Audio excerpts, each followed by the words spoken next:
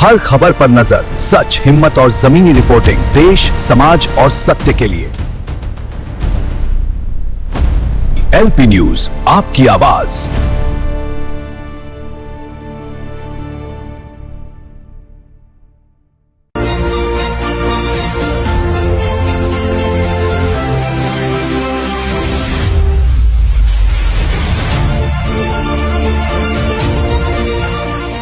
नमस्कार, आपका स्वागत है। मैं रेशमा। एटीएम न्यूज में हम देखेंगे दुर्ग जिले समेत देश विदेश की कुछ प्रमुख खबरें।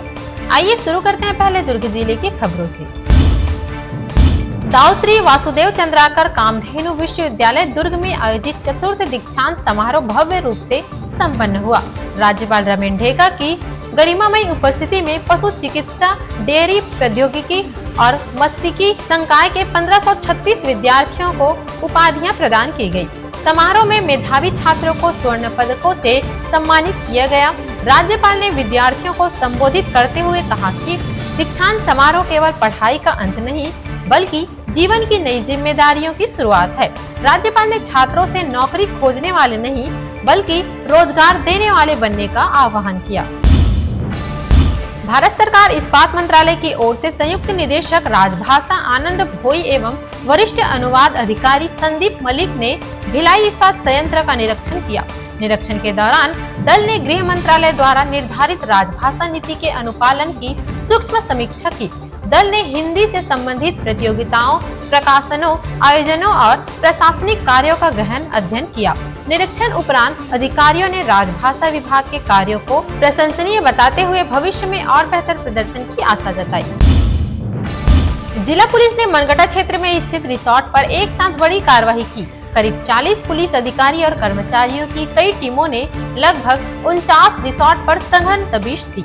छापेमारी के दौरान रॉक हाउस, वनांचल स्क्वायर, डी कॉस्टर्ड और विस्लिंग वुड्स रिसोर्ट में अवैध रूप से शराब सेवन कराए जाने की पुष्टि हुई।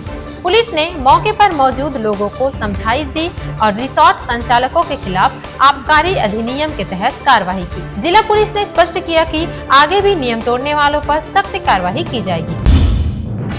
वरिष्ठ पुलिस अधीक्षक दुर्ग के निर्देशक एवं अतिरिक्त पुलिस अधीक्षक ग्रामीण तथा एसडीओपी धमधा के मार्गदर्शन में अनुविभाग धमधा क्षेत्र के मंडई मेले में पुलिस द्वारा सघन सुरक्षा व्यवस्था की गई। मेले के दौरान असामाजिक तत्वों पर नियंत्रण हेतु लगातार गश्त, चेकिंग और वैधानिक कार्रवाई की गई। इस दौरान आर्म्स एक्ट के तहत 2 प्रकरण दर्ज किए गए। वहीं करीब 1000 नग कड़े और आपत्तिजनक वस्तुएं जब्त की गई। शांति व्यवस्था भंग करने की आशंका को देखते हुए 30 लोगों पर प्रतिबंधात्मक कार्रवाई की गई। संवेदनशील स्थानों पर विशेष निगरानी के चलते मंडई मेला पूरी तरह शांतिपूर्ण और सुरक्षित रहा। कुम्हारी थाना पुलिस ने अवैध रूप से ब्याज का धंधा करने वाले आरोपी सचिन द्विवेदी को गिरफ्तार किया है। आरोपी रेलवे कर्मचारी है और कुम्हारी रेलवे स्टेशन में टिकट काउंटर पर कार्यरत था। उसने एक युवक को 2,55,000 रुपए उधार देकर 15% मासिक ब्याज की दर से वसूली की। अब तक आरोपी 3,94,000 रुपए से अधिक की रकम वसूल कर चुका था। पैसे ना देने पर आरोपी ने युवक को जान से मारने की धमकी दी, जिसके बाद पीड़ित ने पुलिस में शिकायत दर्ज कराई। पुलिस ने आरोपी के खिलाफ विभिन्न धाराओं और छत्तीसगढ़ ऋणियों का संरक्षण अधिनियम के तहत मामला दर्ज कर कार्रवाई की।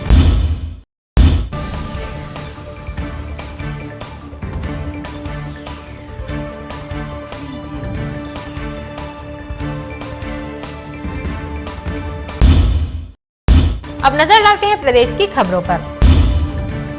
नवा रायपुर में आयोजित राज्य स्तरीय स्वास्थ्य समीक्षा बैठक में स्वास्थ्य मंत्री श्याम बिहारी जायसवाल ने प्रदेश की स्वास्थ्य सेवाओं को और अधिक मजबूत करने के निर्देश दिए।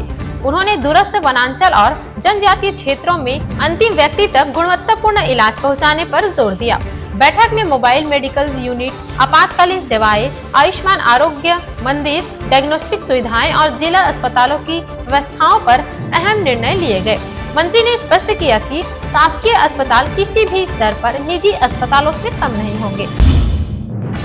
छत्तीसगढ़ माध्यमिक शिक्षा मंडल की 2008 की 12वीं बोर्ड परीक्षा में सरस्वती शिशु मंदिर हाई सेकेंडरी स्कूल बिर्रा की छात्र पोराबाई को स्टेट टॉपर घोषित किया गया था, लेकिन परिणाम जारी होते ही विषयवार अंकों की असामान्यता और उत्तर पुस्तिकाओं की अलग अलग लिखावट को लेकर संदेह गहराने लगा।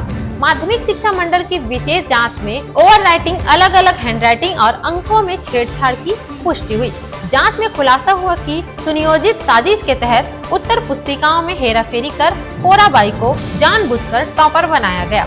मामले में छात्र पोराबाई, स्कूल प्रचार केंद्र अध्यक्ष और एक शिक्षक को दोषी ठहराते हुए अदालत ने सभी को 5-5 साल की कठोर कारावास की सजा सुनाई है। छत्तीसगढ़ में अवैध धर्मांतरण पर रोक लगाने के लिए सरकार ने धर्म स्वतंत्रता विधेयक को अंतिम रूप देने की प्रक्रिया तेज कर दी। गुरुवार को मंत्रालय में मंत्रिमंडलीय उप समिति की पहली बैठक हुई, जिसमें विधेयक के संवैधानिक, कानूनी और सामाजिक पहलुओं पर विस्तार से चर्चा की गई।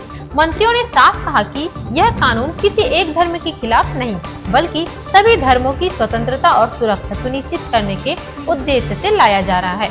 सरकार का कहना है कि अब प्रलोभन, दबाव या धमकी देकर धर्मांतरण करने वालों पर सख्त कार्रवाई होगी। छत्तीसगढ़ के सरगुजा जिले में धर्मांतरण के एक गंभीर मामले में सरगुजा पुलिस ने बड़ी कार्रवाई की है।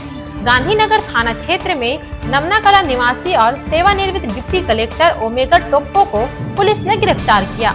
आरोप है कि आरोपी द्वारा हिंदू धर्म पर आपत्तिजनक टिप्पणी करते हुए लोगों को ईसाई धर्म में कन्वर्ट करने का प्रयास किया जा रहा था।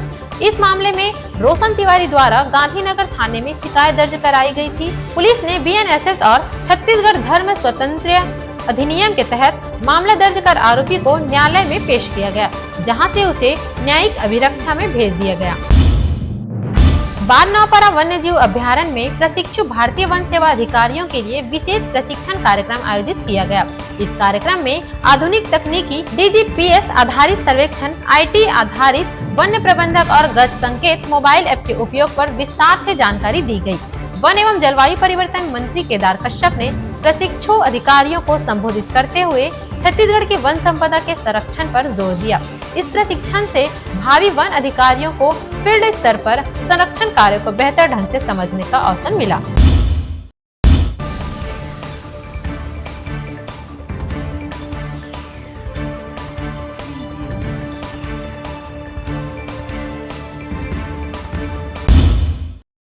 अब नजर डालते हैं देश विदेश की खबरों पर। महात्मा गांधी की पुण्यतिथि पर प्रधानमंत्री नरेंद्र मोदी ने राष्ट्रपिता को श्रद्धांजलि अर्पित की।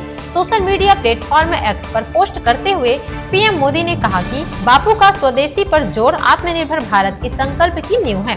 केंद्रीय गृह मंत्री अमित शाह ने भी गांधी को नमन करते हुए कहा कि उन्होंने भाषा, जाति और क्षेत्र से बटे देश को एक सूत्र में बांधा। नितिन गडकरी और किरेन रिजिजू ने भी महात्मा गांधी के विचारों को वैश्विक शांति और मानवता का मार्गदर्शन बताया।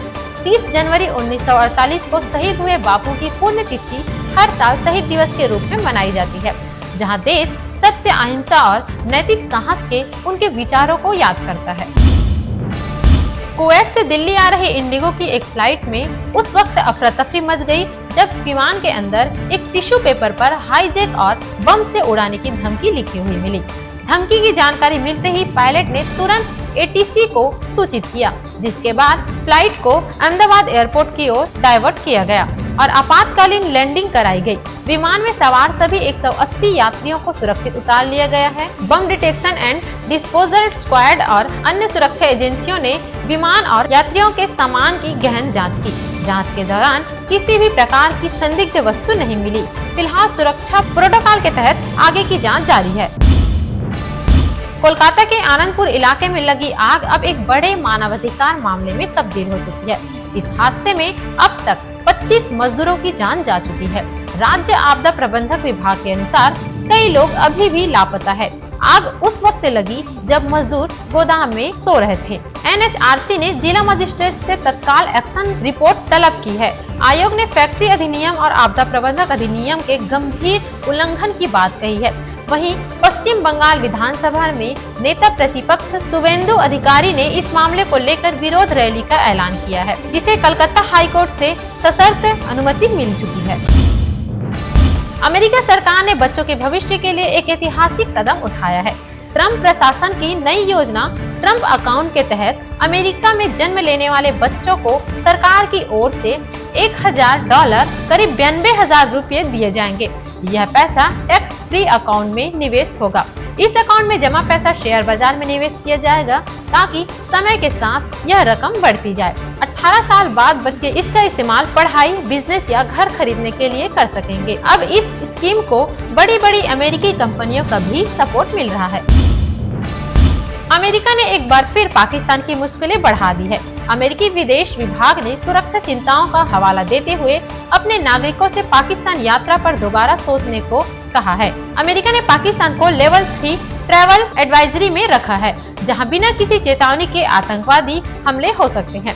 इतना ही नहीं, सोशल मीडिया पर पाकिस्तान सरकार या सेना के खिलाफ पोस्ट करने पर भी हिरासत का खतरा बताया है। यह चेतावनी पाकिस्तानी मूल के अमेरिकी नागरिकों पर भी लागू होगी। वहीं दूसरी ओर ट्रंप प्रशासन ने पाकिस्तान समेत 75 देशों के लिए इमिग्रेट वीजा प्रक्रिया भी सस्पेंड कर दी है।